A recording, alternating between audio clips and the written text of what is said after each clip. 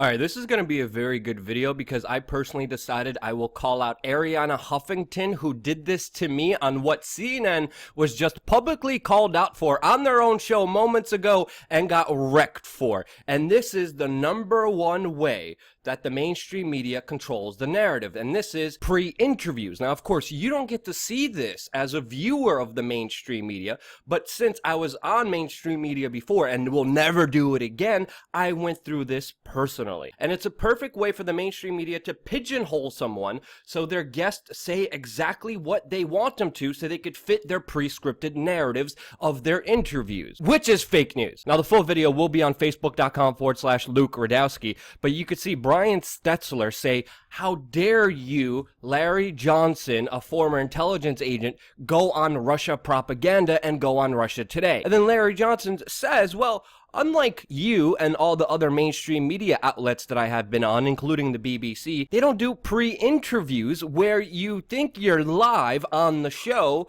but then if you say something they don't like, so the mainstream media outlets could screen you and see what you say matches their script, and if it doesn't, they tell you not to say it." And you can see Brian Stelter's face on this when he got called out, and it was amazing. Because he quickly tried to sidestep this issue and said, "Let's just put this to the side. Let's just put this to the side," and started rambling on and going on to the next question because he just got called out publicly on how they stage interviews with their guests. Now, this happens more than you think. Even Max Kaiser said he stopped doing interviews with the BBC because of this. And it happened to me personally with the Huffington Post and Arianna Huffington. A few years ago, Huffington Post and Ustream, which was a free platform that allowed people to stream videos on their cell phone, one of the pioneers in this, way before Facebook, way before YouTube, way before Periscope, decided that they would work together on a citizen journalism content agreement. Now, this made big news, and since I was on Ustream a lot of the times and was one of their most viewed viewers, they asked me if I wanted to be a part of this press conference, if I wanted to be a part of this announcement. So I said, hell yeah, sure, why not? I get to say whatever I want to a national stage during this big announcement. Why wouldn't I take that offer? So I went into the ivory tower that was the HuffPost studio here in New York City, where I was greeted by all these minions who literally, like, my response was like, "Ah, whoa, because they were kissing my ass so much that it felt uncomfortable. They're like, "Oh my God, you're like the greatest live streamer. You're the best. Your coverage of Occupy Wall Street is incredible. My God."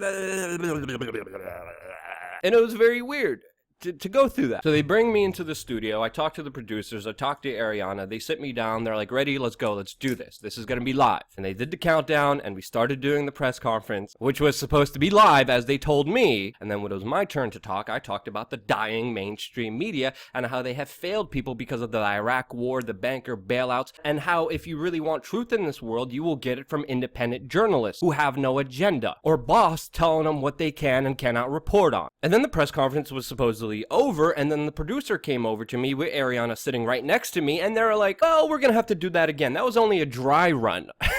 This was only a practice run. But Luke, you need to tone down this. You can't say this. Here, we have a script for you. Why don't you just read this script? And I felt shocked, and I'm like, "What? This wasn't live? Like, you told me it was live. Why would you deceive me?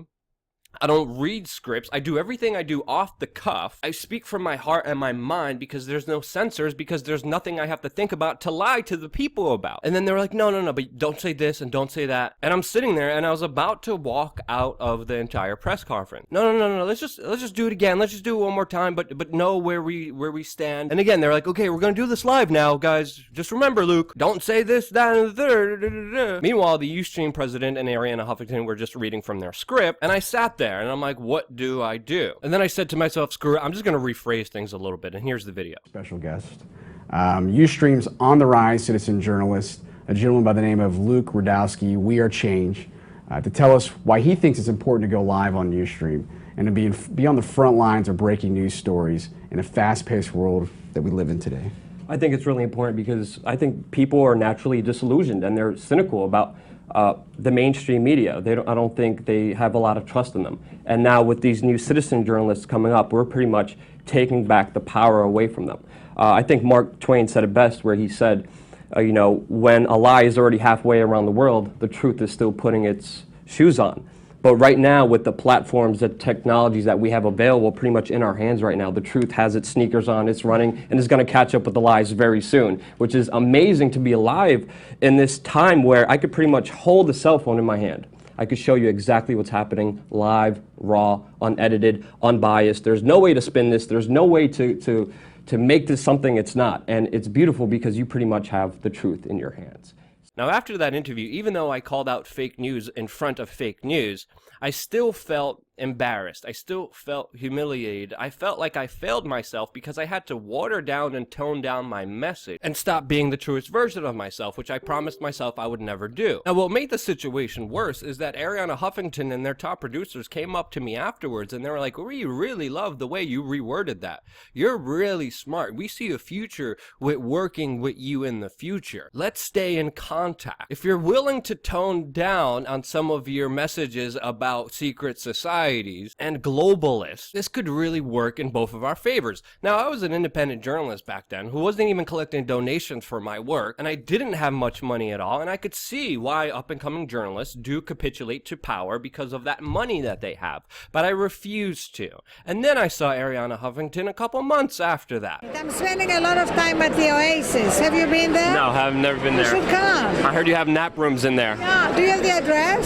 No, but I'll definitely find out. Get it from somebody on my team and come there. And as you can see, she wanted to continue to work together. And at that point, I said, you know what? I said, forget it. I'm not selling out to these people. Let me ask you about how you asked Jesse Ventura to write a piece for you, and then you censored it on your own platform because it exposed too much truth. Which pissed her off, and then... Which pissed her off because I called her out on her own hypocrisy, on her own media bias, face to face, eye to eye. And then I never heard from her ever again.